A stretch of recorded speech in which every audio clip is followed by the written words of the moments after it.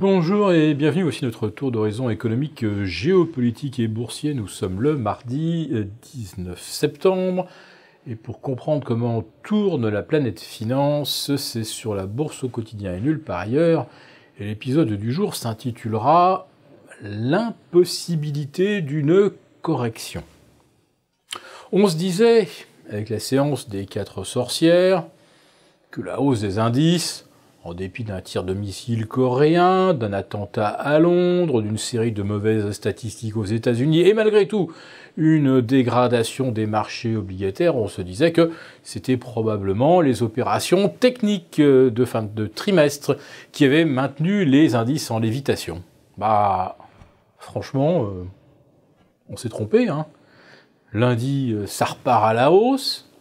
Aujourd'hui, on attaque en baisse.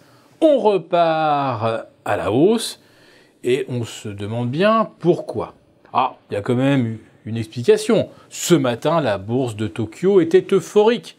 Avec un gain de 2%, le Nikkei atteint ou retrace son zénith annuel des 20 300, et en cas de débordement, pourrait bien s'en aller 2% plus haut, chercher 20 800. On se retrouverait alors sur le zénith de mars 2000. Alors qu'est-ce qui a fait exploser Tokyo à la hausse? Je l'ai expliqué ce matin sur la bourse au quotidien. C'est l'anticipation, la rumeur d'une possible élection anticipée au Japon. Qu'est-ce que ça veut dire? Que M. Shinzo Abe a évalué la situation politique. Actuellement, il est haut dans les sondages. S'il fait une élection anticipée, il sera réélu à coup sûr. Et on est reparti pour 4 ans d'Abenomics, d'argent illimité, gratuit, bref. On prend les mêmes principes qui ne donnent aucun résultat depuis 2013, et on continue. La bourse de Tokyo, donc, c'est le prétexte à se montrer optimiste ce matin sur les marchés occidentaux.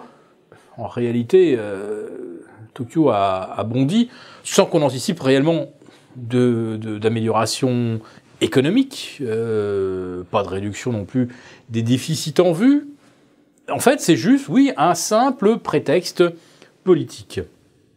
En Europe, on découvre que les milieux d'affaires allemands ont vu leur morale faire un bond spectaculaire au mois de septembre, puisqu'on passe de plus 10 à plus 17, alors qu'on anticipait 12,5.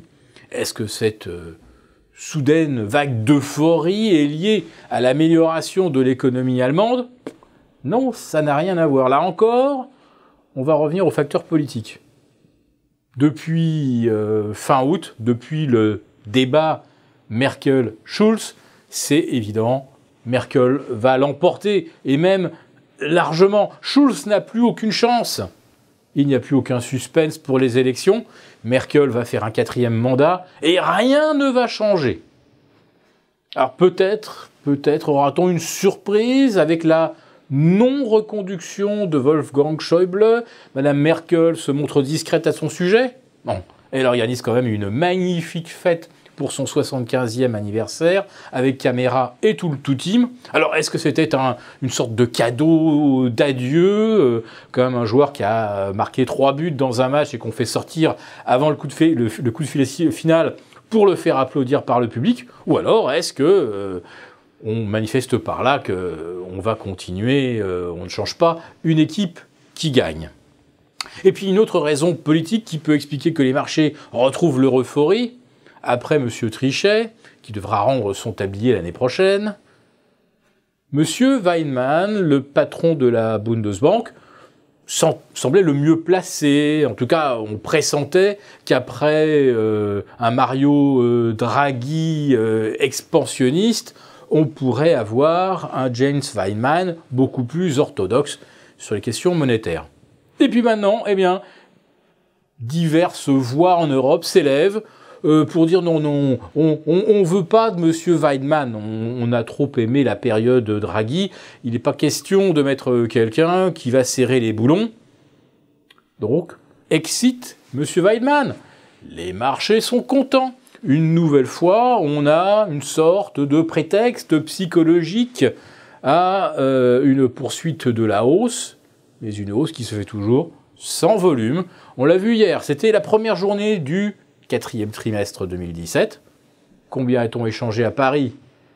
À 17h29, on était à moins de 2 milliards et à 17h35, on avait atteint 2,4 milliards. Pour une première journée de trimestre après la séance des 4 sorcières, c'est en fait comme si on n'avait même pas travaillé ou expédié les affaires courantes. Qu'est-ce que ça signifie? Ça veut dire que dans ce marché, d'abord, il n'y a plus de vendeurs. Il n'y a plus de vendeurs et donc il n'y a plus de correction. Parce que l'on sait bien qu'en face, si d'un seul coup une banque centrale décide que les marchés ne doivent pas baisser, même s'ils ont toutes les raisons pour le faire, comme vendredi dernier, les marchés ne baisseront pas. Alors, jusqu'à 2012-2013, on pouvait se dire qu'il y avait encore parfois un peu de contestation entre les objectifs des banques centrales et la réalité économique quotidienne. Bon, depuis fin 2012, on sait que les banques centrales mènent le jeu. Alors avec le Brexit, il y a un peu plus d'un an, on se disait peut-être y avoir quand même une rupture à un moment, on va se reconnecter au réel. Et puis regardez, le Brexit a été digéré grâce aux banques centrales qui ont massivement injecté au lendemain du Brexit. On a fait remonter les marchés. La conclusion qui s'imposait, c'est que ces marchés sont totalement invulnérables. Non pas parce qu'un marché est invulnérable, mais parce que ce ne sont pas des marchés. Ce sont des espèces d'ectoplasmes, d'entités que les banques centrales manipulent et valorisent au niveau qui leur convient. Donc depuis le Brexit, on a, en plus de ça, le concept d'invulnérabilité des marchés. Alors quand vous rajoutez là-dessus des perspectives politiques enchanteresses, vous aboutissez effectivement à l'impossibilité d'une correction. Puisque tout le monde en est convaincu, gare à la chute.